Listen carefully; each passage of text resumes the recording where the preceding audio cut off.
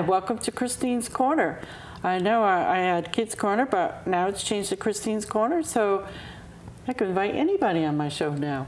To my left is Jean Kelly. Hi, Jean. Hello, Chris. It's lovely to be here. Oh, thank you so much. Jean Kelly is not the dancer that the older ones are watching, if you remember. It's just a slight joke there. But Jean Kelly, she is from Plainville. She's retired Plainville librarian. Many of you probably recognize her. And she has politely and very pleasantly, I've asked her to read for us, and she is going to read a few books. And Yes. We know that, the author gave us permission, and here we go. That's wonderful. Yeah. Thank you very much. Okay. And it's a delight to be here today. I've got two books that I want to read. And the first one, the author is Catherine Gibson. And the title is, What's Your Something Special? And we all have something special, don't we? So today we'll find out what is yours.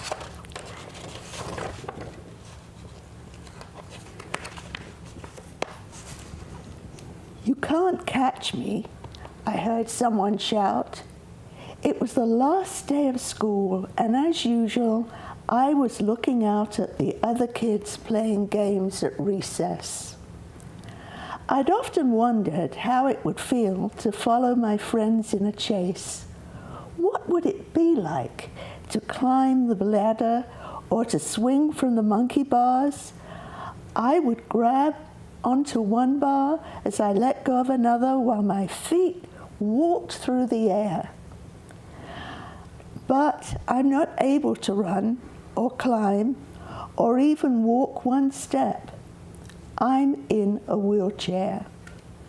I can't do these things because my legs don't move. The bell rang at the end of the day. All the excited children rushed past me down the crowded hallway. They knew that summer vacation would start as soon as they ran through the school doors. While I waited outside for my ride, my friend Beth tapped me on the shoulder.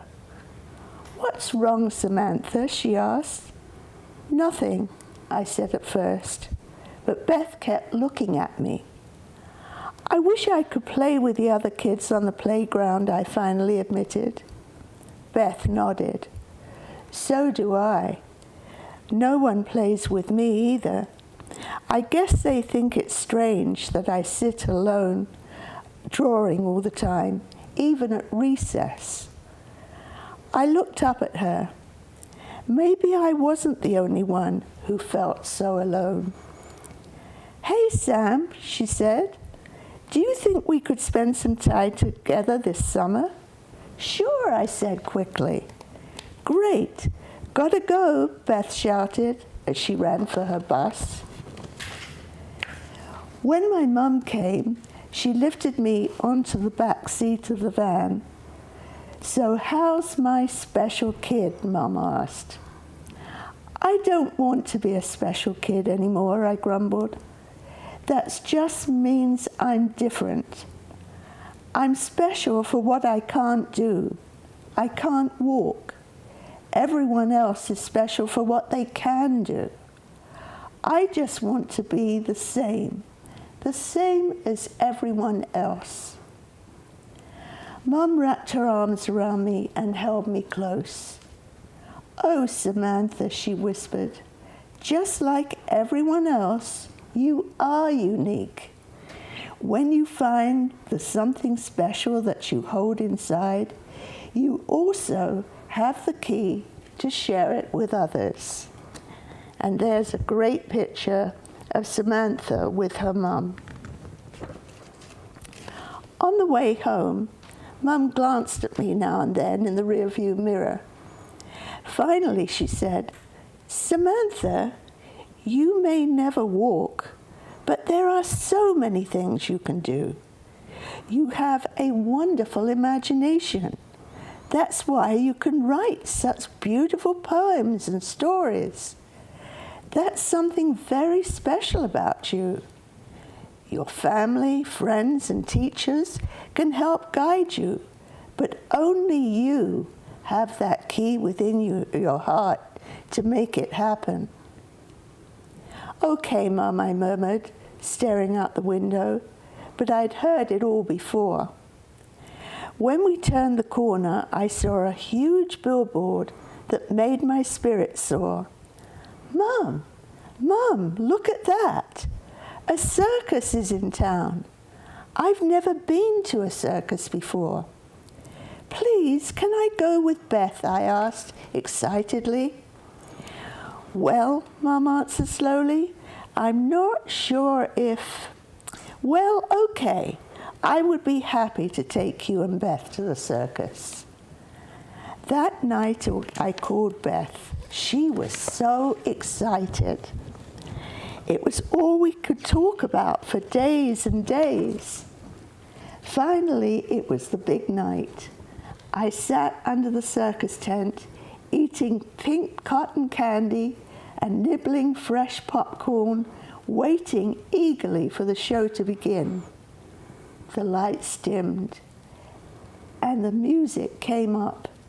The ringmaster thundered, "Ladies and gentlemen, the most amazing show of the century is about to begin."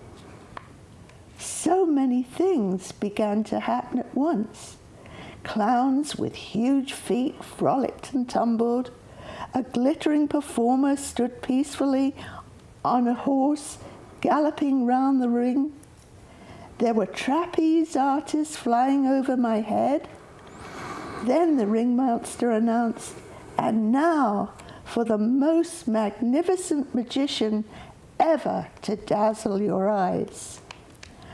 A mysterious man swirled his silk cape, and fierce-looking tiger leaped out of a cloud of smoke. A second later, the tiger vanished, only to reappear in the center ring. We watched wide-eyed as one spectacle act after another took place. When the show was over, the crowd poured out into the cool night air. I was surprised to see the magician performing outside. A small group had gathered around him, but he looked past them when he saw Beth wheeling me towards him. Beth giggled with her hand over her mouth. I said softly, "I believe in you. I believe in your magic. Can I be the circus one day? Can I fly on the trapeze?" The magician smiled sadly. "Wait here for me," he said, swirling his cape. He lit up with bright sparks of color. Then he disappeared into a puff of gray smoke. It was not long before the magician appeared once again, out of the same cloud of smoke. He pulled an object from his cape and gave it to me. "Sunglasses?" I asked, a little disappointed. "Are they magic?" "No," he admitted, "but they can help you to see what you have never seen before." "I don't need any help seeing," I grumbled. "At times, we all need help seeing," the magician said mysteriously. He slipped the glasses over my eyes and began to recite these words. "When you find something special, you'll know it right away. It comes from deep inside you and never goes away. It's something you've always had but can't find in a book. Don't give it up. Just try again. Take another look. There is a special gift that only you can share.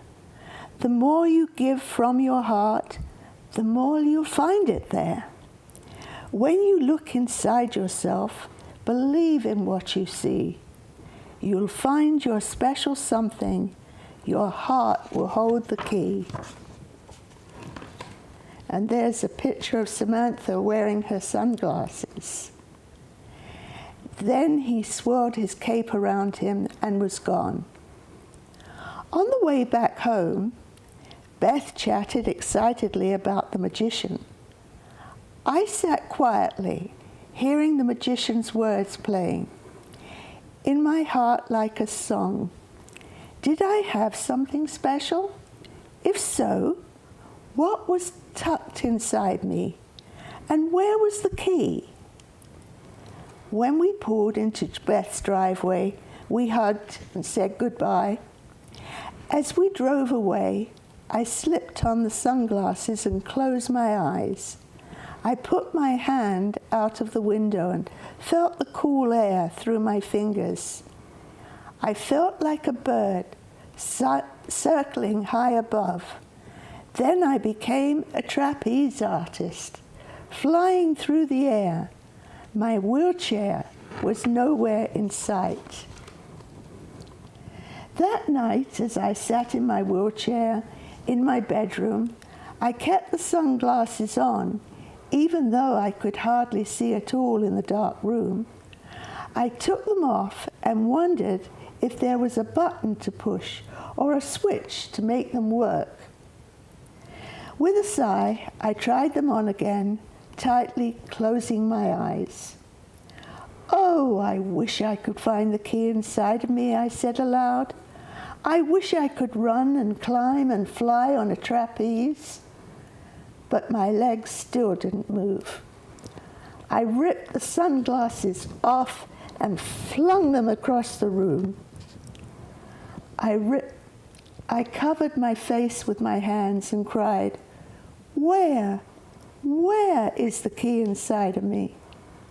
I wiped my tears and saw that the sunglasses had landed near my bed.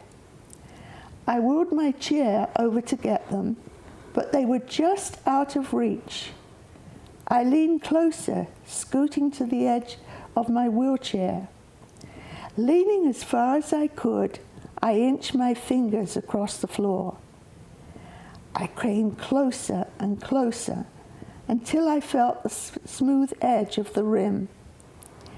Each time I tried to grab the sunglasses, I pushed them further away. Oh no, I cried. I can't do it. I can't do anything. Out of nowhere, the magician's words came to me. Don't give up.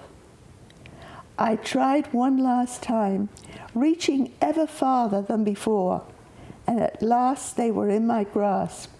I did it. The sunglasses were in my hand. I sat back, clutching my sunglasses with a sigh of relief. At that moment, the phone rang. It was Beth. Her voice sounded soft and sad. What's wrong? I asked. With a sniffle, she said, I love going to the circus so much. I wanted to draw it for you, Sam, but my drawing was not coming out how I wanted it to. Then I pressed too hard and tore a big hole in the paper. Oh, Beth, I said, I understand how you're feeling.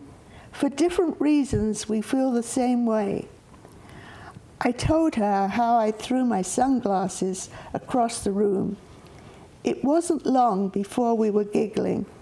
I let her know that I thought she was the best artist in the school because she draws straight from her heart.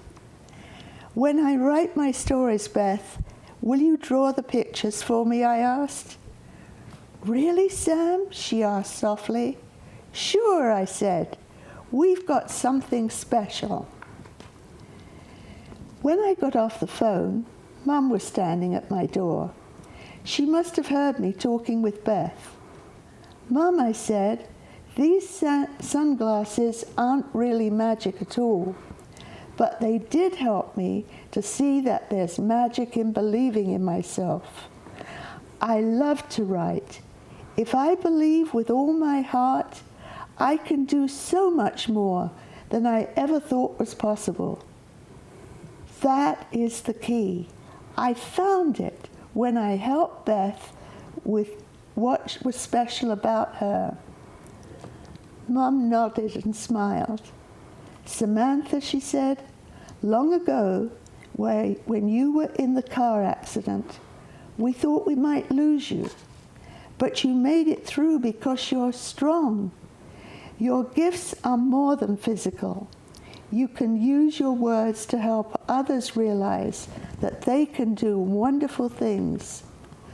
With your writing, you can inspire others to look inside their hearts, to find their special gifts."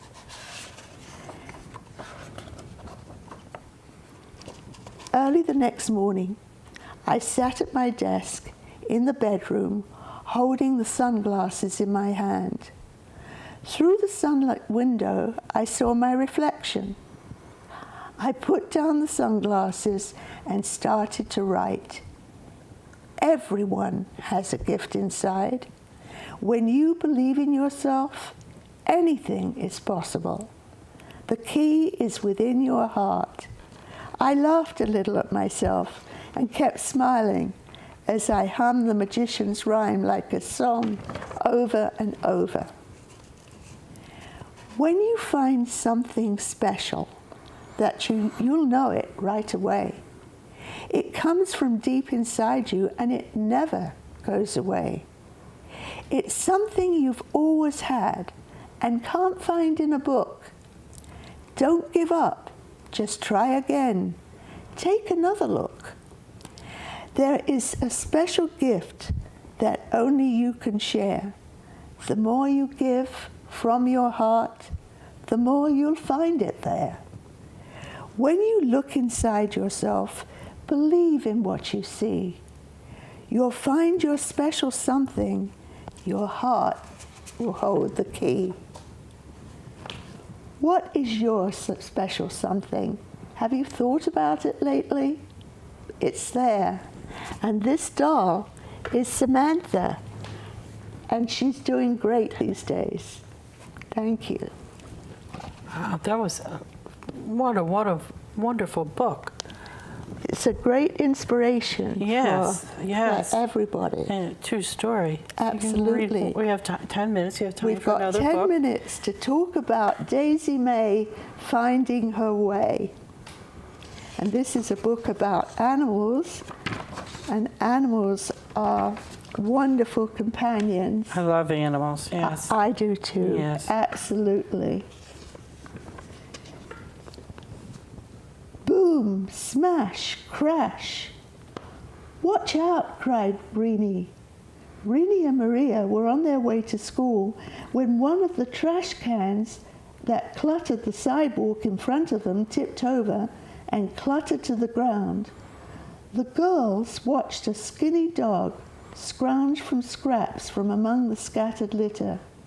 "Ugh, she's so dirty, and you can see all her bones," said Maria. "Poor thing. I wish we could help her," replied Rini. Just then, a schoolmate, Butch, dashed up and grabbed 2 trash can covers. He clanged them together like cymbals. "Get out of here, you dumb dog," he shouted, then whipped his arm around back and forth and flung out one of the lids like a frisbee and barely missed the dog's head. She skittered away, her tail between her legs. "Hey, what did you do that for?" Rini said angrily. Butch sneered. "It doesn't even look like a real dog, more like a chicken." He flapped his arms and clucked. Maria rolled her eyes and tugged Rini's arms. "Come on, we're going to be late for school." This year, Rini's class was on the 2nd floor. She walked in and sat down in a chair next to the window. All the seats were taken except one next to her. The bell rang and Mrs. Risco shut the door. "Good morning, everyone," she said. Knock, knock, knock. The class was interrupted by a loud banging on the door. Mrs. Kisco pulled the door open again. There stood Butch. "You're late on the first day of school. Do I have to send you to the office for a tardy pass?" Several students grinned and a few giggled. Rennie saw Butch quickly hide a smile, just as he tucked his chin and dropped his head. "Please don't," he said in a sad voice. "I'm only late because I was helping a lost dog on the street." Mrs. Kisco, then firmly pointed to the empty chair. Butch walked over and smiled as he sat next to Rennie. She crossed her arms and just glared at him. All that day, Rennie tried her best to avoid Butch. Finally, the last bell rang. Everybody rushed out except Rennie. She carefully put her books in her backpack, and as she finished, there was loud laughter and shouts outside. She glanced out the window and saw Butch and his friends standing in a circle chanting, "Get her, get her." Yelp! Out of the circle raced the skinny dog. "Hey, stop it!" Rennie banged on the window. "What's the matter? Did something happen?" asked Mrs. Kisco. Rennie didn't answer. She was already gone. When she reached the playground, everyone was gone. Rennie snapped her fingers and thought to herself, "Gibson's Cove," and off she went. Most of the kids were there swimming and having fun, but there was Butch. He stood in his favorite spot, barking orders, telling everybody what to do.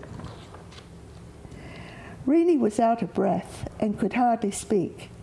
She stopped over to the side of the bridge, took a deep breath and yelled, "Butch, you big bully!" The cove went so quiet that even the frogs stopped croaking. Slowly, Butch got up and walked over to her. "Oh, I guess you saw me playing with the dog again, huh?" "Leave the dog alone," she said firmly. Butch chuckled. "What are you going to do about it?" Rennie clenched her fists, scrunched up her nose, turned and walked away. Butch just laughed as he watched her leave. Too angry to go home, Rennie walked to the beach where she had just seen the dog. She pulled a granola bar from her backpack and opened it. Soon she heard a rustling from behind the bushes. Out popped the head of the dog. Just then Maria arrived. "Hey, do you know who this dog belongs to?" Rennie asked. "It's no one's dog. She's scared of everyone," Maria said. Maria inched closer to the bushes, made kissy sounds and called, "Here, Daisy May. Here, Daisy May." But just as she got close enough to touch the dog, Daisy May's head popped back into the bushes and was gone. "I've been coming here every day with treats, but she's still afraid of me," Maria sighed. "How do you come up with the name Daisy May?" asked Rennie. "Because she reminds me of a flower. She's always popping up and making me smile." "We need to find out who she belongs to," said Rennie. Maria nodded. "We can try, but I don't think she has anywhere to go." The next day at school, Mrs. Kisco, who had also noticed what happened in the playground, stood in front of the class. "Today we are going to talk about kindness. We need to be kind to ourselves, our families, and our pets. Now, who likes animals?" All the kids raised their hands except Butch.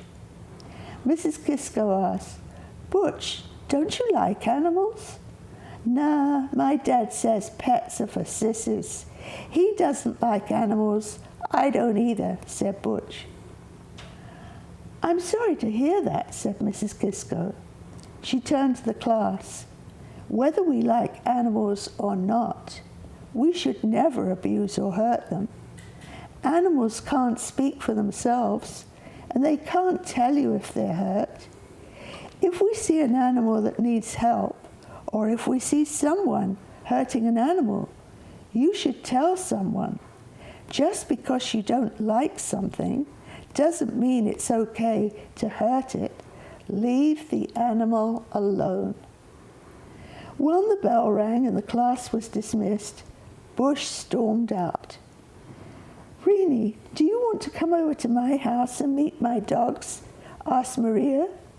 Sure, Rini replied.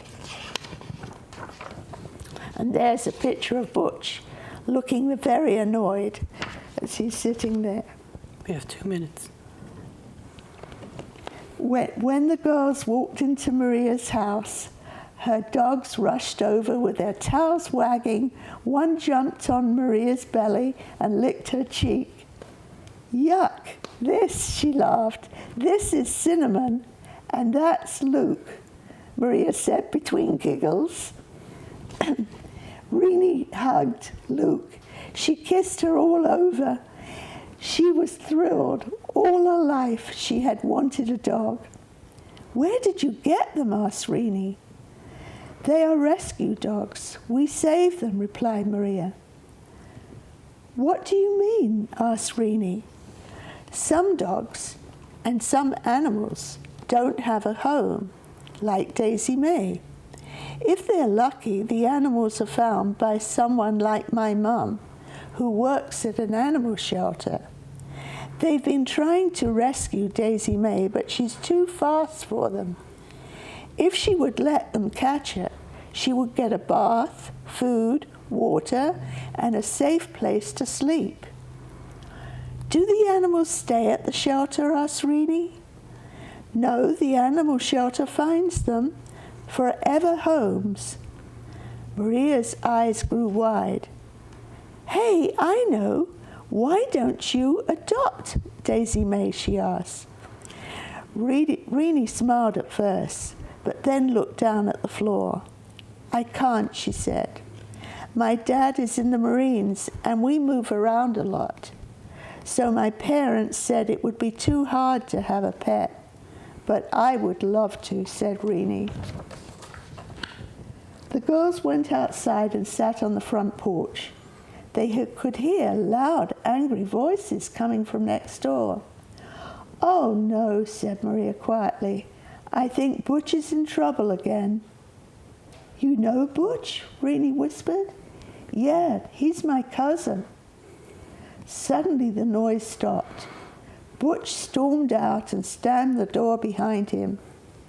He walked up to the girls, grabbed Maria's hand, and yanked her to her feet. Well, come on, I'm going to Gibson Cove, and my dad says I've got to take you with me. I'm sorry to stop you, but we have to cut. We have to end this story. I'm sorry. But I'm sure that we'll come back the dog, and finish reading the story. I will come back again, and I'm sure somehow that nice dog is going to find a good home. Thank you very much. Thank you, Jean. It's been a pleasure. You're a wonderful reader, and please come back. Thank you. You have to hear the rest of the story, correct? Thank you for coming. I'd love We'll see you soon. You too. Bye-bye. Christine's Corner. Christine's Corner. Christine.